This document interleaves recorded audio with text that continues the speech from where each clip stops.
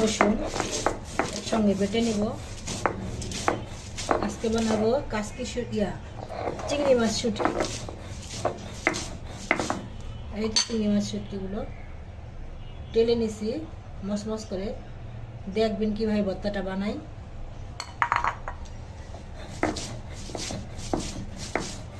এটা এখন বেটে নিব। এই ভর্তাটা এইভাবে বানালে অনেক মজা লাগে, খেয়ে দেখবেন কেমন লাগে।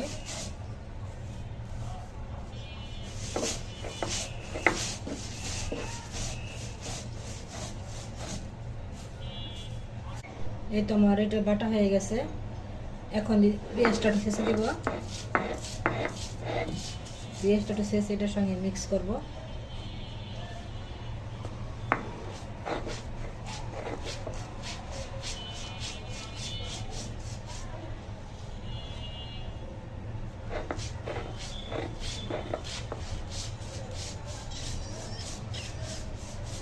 তো এই তো আমার দুর্দান্ত স্বাদের চিংড়ি শুটকি ভর্তা। দেখুন কত সুন্দর লোভনীয় হয়েছে। এইভাবে বানিয়ে খাই দেখবেন।